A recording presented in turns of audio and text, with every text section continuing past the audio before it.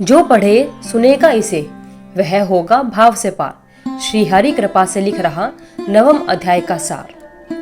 जय श्री कृष्ण। आज की इस वीडियो में हम कार्तिक माह के महात्म्य का अध्याय सुनेंगे। राजा पृथु ने कहा, हे मुनि श्रेष्ठ नारद जी, आपने कार्तिक माह के व्रत में जो तुलसी की जड़ में भगवान विष्णु का निवास बताकर उस स्थान की मिट्टी की पूजा करना बताया था, मैं श्री तुलसी जी के महात्म्य को सुनना चाहता हूँ। तुलसी जी कहाँ और किस प्रकार उत्पन्न हुई, यह बताने की कृपा करें। नारद जी बोले, राजन, अब आप तुलसी जी की महत्ता तथा उसके जन्म का प्राचीन इतिहास ध्यान पूर्वक सुनिए। एक बार देव गुरु बृहस्पति और देवराज इंद्र भगवान शंकर का दर्शन करने कैलाश पर्वत की ओर चले।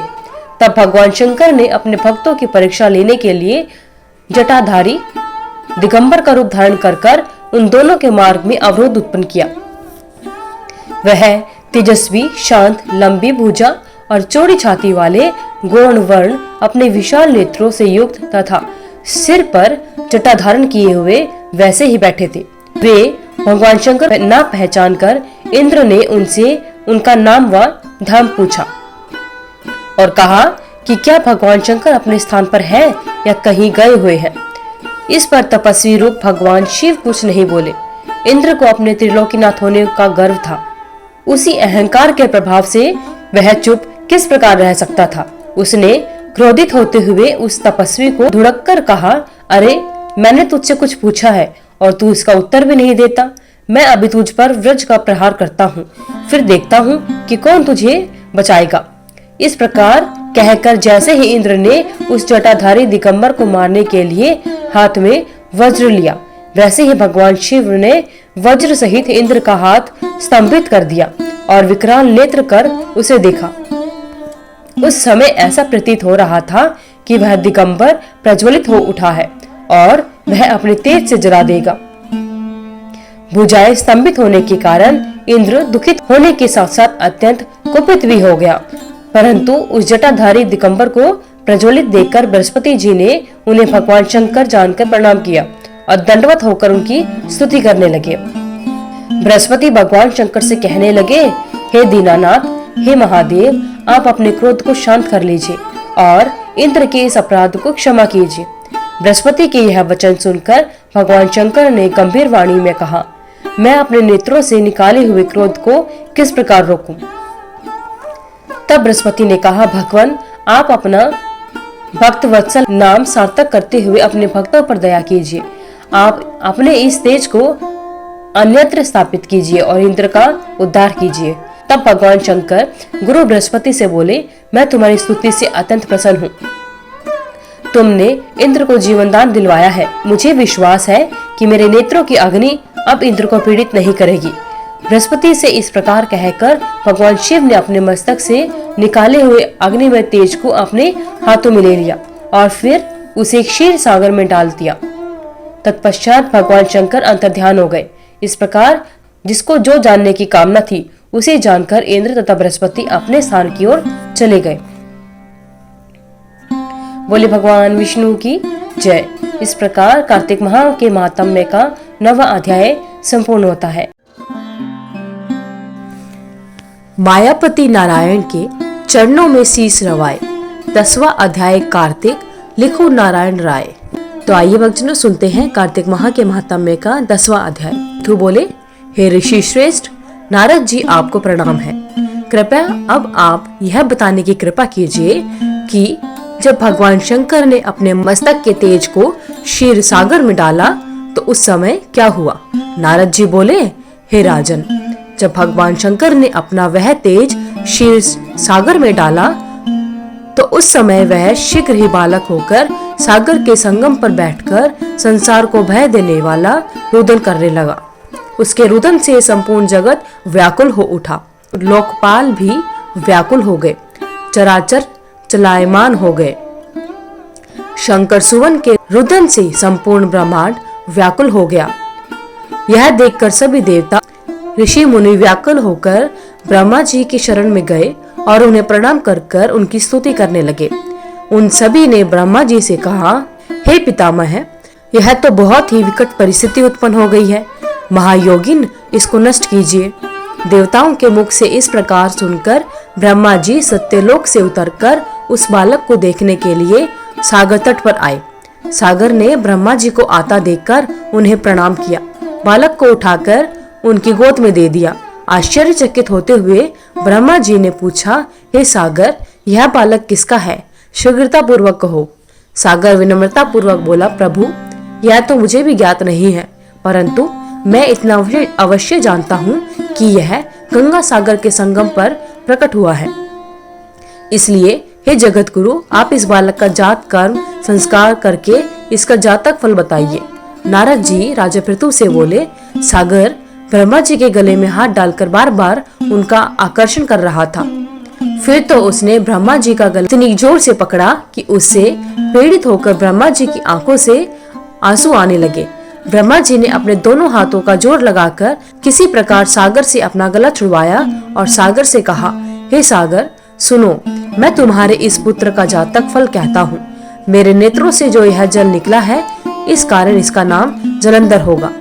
उत्पन्न होते ही यह तरुणावस्था को प्राप्त हो गया है, इसलिए यह सब शास्त्रों का पारगामी, महापराक्रमी, महावीर, बलशाली, महायोद्धा और रण में विजय प्राप्त करने वाला होगा। यह बालक सभी दैत्यों का अधिपति होगा। यह किसी से भी पराजित न होने वाला तथा भगवान विष्णु को भी जीतने वाला होगा। भगवान शंकर को छोड़कर यह सबसे अवध्य होगा जहाँ से इसकी उत्पत्ति हुई है, और यह वहीं जाएगा। इसकी पत्नी बड़ी पतिव्रता और सौभाग्यशालिनी होगी, सर्वांग सुंदरी होगी, परम मनोहर मधुवाणी बोलने वाली तथा शीलवान होगी। सागर से इस प्रकार कहकर ब्रह्मा जी ने शुक्राचार्य को बुलवाया और उनके हाथों से बालक का राज्याभिषेक कराकर स्वयं अंतर्ध्यान हो गए। बालक को देखकर सागर की प्रसन्नता की सीमा न रही। वह हर्षित मन से घर आ गया। फिर सागर में उस बालक का लालन पालन कर उसे पुष्ट किया। फिर कालनेमी नामक असुर को बुलाकर वृंदा नामक कन्या से विधि पूर्वक उसका विवाह करा दिया। उस विवाह में बहुत बड़ा उत्सव हुआ। श्री शुक्राचार्य के प्रभाव से पत्नी सहित जलंधर दैत्यों का राजा हो गया। तो भक्तजनों, इस प्रकार कार्तिक माह के महात्म्य का 10वां अध्याय संपूर्ण होता है। तो भक्तजनों, ये कार्तिक मास के महात्म्य का अध्याय था। अगर आप कार्तिक मास के अन्य अध्याय सुनना चाहते हैं तो हमारे चैनल को सब्सक्राइब कीजिए, ताकि आगे आने वाली सभी वीडियोस या आगे आने वाले कार्तिक मास के सभी महात्म्य की नोटिफिकेशन आप तक समय से पहुंचती रहे। एक बार ब्रह्मा जी ने नारद जी को कार्तिक माह के विषय में बताते हुए कहा कि कार्तिक माह भगवान विष्णु जी को सदैव प्रिय है। इस मास में भगवान विष्णु जी का ध्यान करते हुए कोई भी पुण्य कार्य किया जाए तो उसका फल अवश्य मिलता है। सभी योनियों में से मनुष्य योनि को सर्वश्रेष्ठ तथा दुर्लभ कहा गया है। अतः प्रत्येक मनुष्य को कार्तिक माह में पुण्य कर्म करने चाहिए, क्योंकि इस माह में सभी देवतागण मनुष्य के समीप हो जाते हैं। इस माह में देवता मनुष्य द्वारा किए हुए स्नान, व्रत, वस्त्र, भोजन, चांदी, स्वर्ण, भूमि आदि दिए गए दान को विधि पूर्वक ग्रहण करते हैं।